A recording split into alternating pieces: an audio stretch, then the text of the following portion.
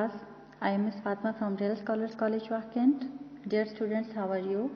I hope you all are fine.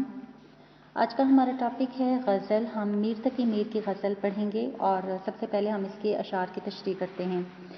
Students, سب سے پہلا شعر ہے: ہستی اپنی حباب کی سی ہے، یہ نمائش سراب کی سی ہے.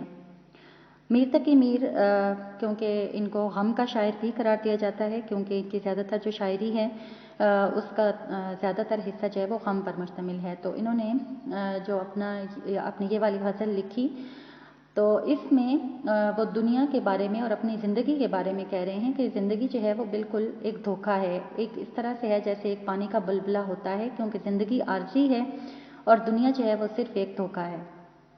اس شعر کا مفہوم یہی ہوگا. اس کے بعد ہم اس کی تشریح کریں گے. تو میر جو ہیں وہ تمام شاعروں کے استاد بھی کہتے ہیں، ان کو استاد شعراء بھی کہا جاتا ہے، اور غزل میں ان کا جو ایک مقام ہے اس میں ان کو غزل کا بادشاہ بھی کہا جاتا ہے. تو مولوی عبدالحق انہوں نے میر کو ان کی عظمت کی بنا پر سرتاج شعراء یہ بھی کہا تھا کہ جو میر تقی میر ہیں ان کی عظمت اس قدر ہے کہ وہ سرتاج شعراء اردو ہیں. تو میر کی شاعری محض محبوب کے لب رخسار اور زلف کی تعریف کا مجموعہ نہیں ہے، بلکہ ان کی شاعری زندگی کے فلسفے کی بھی عکاسی کرتی ہے، اور آپ کے اشعار سادہ اور عام فہم ہوتے ہیں، یعنی ہر ایک کو سمجھ آ جاتے ہیں. میر کی شاعری میں سادگی، خلوص، صداقت، عام لہجہ اور بول چال کا انداز، خوبصورت تشبیہات اور استعارات وغیرہ بھی پائے جاتے ہیں. تو اس شعر میں زندگی کی حقیقت کو بیان کیا گیا، اور وہ کہتے ہیں کہ یہ زندگی عارضی ہے اور اس کو دوام حاصل نہیں، یعنی کبھی بھی زندگی جو ہے وہ ہمیشہ رہنے والی چیز نہیں ہے. شاعر نے انسانی زندگی کو پانی کے بلبلے سے تشبیہ دی ہے. جس طرح کے پانی کا بلبلہ وجود میں آتے ہی ختم ہو جاتا ہے ایک دم سے، اسی طرح انسان بھی اس دنیا میں آ کر کچھ عرصہ قیام کرتا ہے اور پھر اس دنیا سے رخصت ہو جاتا ہے. ایک جگہ پر شاعر کہتا ہے: موت ایک زندگی کا وقفہ ہے، یعنی آگے چلیں گے دم لے کر. یہ دنیا محض چند روزہ ہے. انسان اپنی اس چند روزہ زندگی میں اپنے مستقبل کے متعلق بہت شاندار منصوبہ بندی کرتا ہے، لیکن اسے یہ خبر نہیں کہ کب وہ لقمہ اجل بن جائے، یعنی کب موت اسے آ پکڑے. تو چنانچہ میر نے اس دنیا کو محض ایک دھوکہ قرار دیا ہے. جس طرح صحرا میں چمکتی ہوئی ریت مسافر کو پانی سمجھ کر اپنے پیچھے بھگاتی ہے، مسافر بھاگ بھاگ کر تھکن سے چور ہو جاتا ہے اور سورج ڈھلتے ہی وہ یہ جان لیتا ہے کہ یہ پانی نہیں بلکہ سورج کی تمازت سے چمکتی ہوئی ریت تھی. اس طرح سے ہم اپنی خواہشات کے پیچھے بھاگتے رہتے ہیں. تو میر جو ہے وہ انسان کو اپنی ذات کا جاوداں سمجھتا ہے اور کہتا ہے کہ انسان کی زندگی جو ہے وہ دھوکہ ہے اور انسان دھوکے کے پیچھے بھاگ رہا ہے. دوسرا شعر ہے میر تقی میر کا: ناز کی اس کے لب کی کیا کہیے، پنکھڑی ایک گلاب کی سی ہے. شاعر یہاں پر اس شعر کا جو مفہوم ہے وہ ہم اس طرح سے لکھیں گے کہ میرے محبوب کے ہونٹ اتنے خوبصورت اور نرم و نازک ہیں جیسے گلاب کے پھول کی پتی ہوتی ہے. تو اس شعر کی ہم تشریح اس طرح سے کریں گے کہ میر نے اس شعر میں تشبیہ کا سہارا لیا ہے، اور ظاہر ہے کہ تمام شاعر جو ہیں وہ اپنے محبوب کی تعریف کے لیے مختلف چیزوں کا سہارا لیتے ہیں. کبھی کوئی شاعر جو ہے وہ اپنا جو اس کا محبوب ہوتا ہے اس کو چاند سے تشبیہ دیتا ہے. تو یہاں پر میر تقی میر جو ہیں وہ یہاں اپنے محبوب کے ہونٹوں کو گلاب کی پنکھڑی سے تشبیہ دے رہے ہیں، اور وہ یہ کہتے ہیں کہ جس طرح سے گلاب کی پتی نرم اور نازک اور سرخ ہوتی ہے، اسی طرح میرے محبوب کے ہونٹ بھی بہت نرم و نازک ہیں. اور ان کا مطلب یہ ہے، دراصل وہ یہ کہنا چاہتے ہیں کہ میرا جو محبوب ہے وہ بہت نرم گفتار ہے، یعنی اس کی جو گفتگو ہے وہ بہت خوبصورت اور دھیمے لہجے میں اس کی گفتگو ہوتی ہے، اور اس کی جو الفاظ کی مٹھاس ہوتی ہے وہ بہت خوبصورت ہے. تو یہاں پہ کسی شاعر نے کیا خوب کہا ہے: کتنے شیریں ہیں تیرے لب کے رفیق، گالیاں کھا کے بھی بے مزہ نہ ہوئے. تو یہاں پر شاعر اپنے محبوب کو مخاطب کر رہے ہیں اور کہتا ہے کہ اس کی آواز میرے کانوں میں رس گھولتی ہے اور میں اس کے لفظوں کی تلخی سے بے نیاز ہو جاتا ہوں، وہ کچھ بھی کہے میرے کانوں کو بھلا لگتا ہے. اس کے بعد شعر نمبر 3 ہے کہ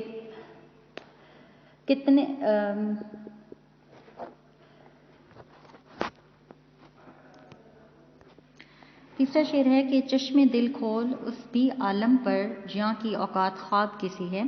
شاعر یہاں پر یہ کہنا چاہتا ہے کہ انسان کی جو زندگی ہے وہ ایک مسافر کی طرح ہے، جس سے آخرت کا سفر درپیش ہے، اور اس دنیا میں آنے والے ہر انسان کو اس بات کا علم ہے کہ ایک نہ ایک دن اسے دنیا سے رخصت ہو جانا ہے، یعنی یہ جو دنیا ہے یہ دارالعمل ہے۔ تو اس دنیا کے اعمال کے نتائج اگلی دنیا میں مرتب ہوں گے۔ اگر ہم اس دنیا میں اللہ تعالیٰ کے احکامات کو بھول کر عیش و عشرت میں مگن رہیں گے تو دوسری دنیا میں اس کا اجر ہمیں اچھا نہیں ملے گا۔ شاعر کہتا ہے کہ اس خواب کی کیفیت سے ہمیں بھی نکلنا چاہیے اور اس دنیا کا دھیان کرنا چاہیے جہاں ہمیں ہمیشہ رہنا ہے۔ ہمیں اپنے اندر کے انسان کو بیدار کرنا چاہیے۔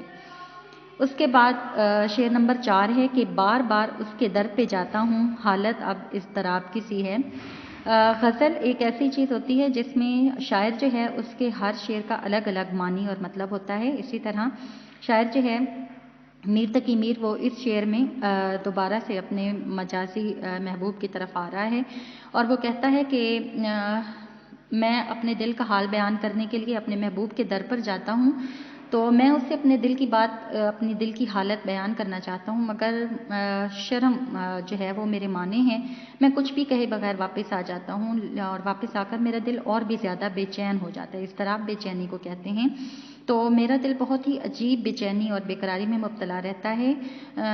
وہ کہنا یہ چاہتا ہے شاعر کہ جب میں دنیا کی پریشانیوں میں گھس جاتا ہوں تو اپنے محبوب کے سامنے جاتا ہوں، اور یہاں پر محبوب جو ہے ضروری نہیں کہ محبوب مجازی ہو، یہاں پر ہم حقیقی محبوب کی بھی بات کر سکتے ہیں، یعنی اللہ تعالیٰ کی ذات۔ جب انسان کو دنیا کی پریشانیاں گھیر لیتی ہیں تو انسان اپنے اللہ کے سامنے جھکتا ہے، اپنے اللہ سے مدد مانگتا ہے، تو بے شک اللہ تعالیٰ جو ہے وہ انسان کی ضرور مدد کرتا ہے۔ یہاں پر جو شاعر ہیں میر تقی میر، وہ محبوب کے وصال کے لیے بے چین ہیں، لیکن وہ یہ بھی چاہتے ہیں کہ وہ اللہ کے سامنے اپنا اضطراب، اپنی بے چینی پیش کریں گے تو اللہ ان کی ضرور مدد کرے گا۔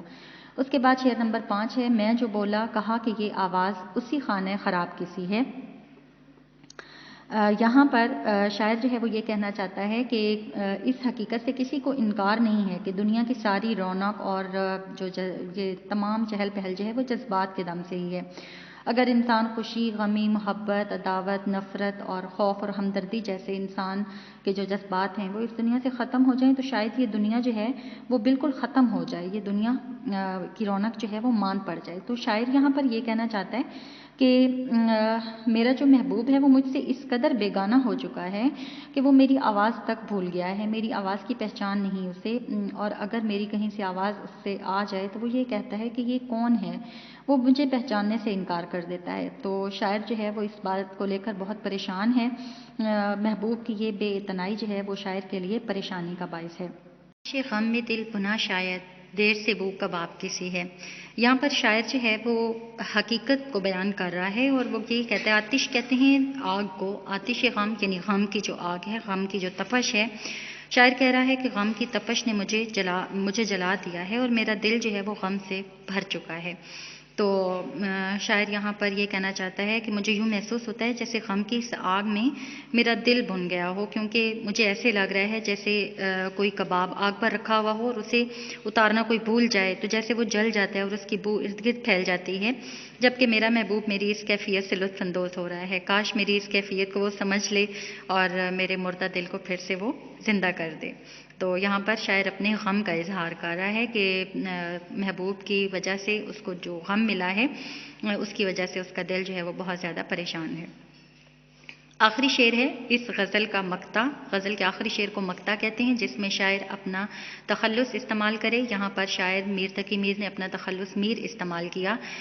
تخلص ایسا مختصر نام ہوتا ہے جو شاعر اپنے شعروں میں استعمال کرتے ہیں۔ یہاں پر میر تقی میر نے میر اپنا تخلص استعمال کیا ہے۔ میر ان نیم باز آنکھوں میں ساری مستی شراب کی سی ہے۔ اس غزل کا یہ آخری شعر ہے اور شاعر جو ہیں میر تقی میر وہ یہ کہہ رہے ہیں کہ عشق و محبت ایک انوکھا جذبہ ہے اور اس جذبے سے سرشار شاعر محبوب کو کبھی وفا کی سرحد پر پہنچا دیتا ہے اور کبھی بے وفائی کی سرحد پر لا کھڑا کرتا ہے۔ ویسے اگر دیکھا جائے تو اردو شاعری میں جو شاعر ہے وہ کبھی تو اپنے محبوب کے لبوں کی تعریف کرتا ہے، کبھی اپنے محبوب کو چاند سے تشبیہ دیتا ہے، کبھی اپنے محبوب کی زلفوں کی تعریف کرتا ہے۔ تو یہاں بھی شاعر جو ہے وہ اپنے محبوب کی آنکھوں کی تعریف کر رہا ہے اور یہاں پہ وہ یہ کہہ رہا ہے کہ شاعر کے نزدیک شاعر نے اپنے محبوب کی آنکھوں کو شراب کی مستی سے تشبیہ دی ہے اور اس کے کہنے کا مطلب یہ ہے کہ میرے محبوب کی آنکھوں میں شراب جیسی مستی ہے اور شراب کی مستی، حالانکہ ایسے ہوتا نہیں ہے، لیکن شاعر اپنے محبوب کی آنکھوں کی تعریف میں یہ سب کہہ رہا ہے۔ اسٹوڈنٹس، یہ غزل جو ہے وہ کلیات میر دیوان اول سے لی گئی ہے۔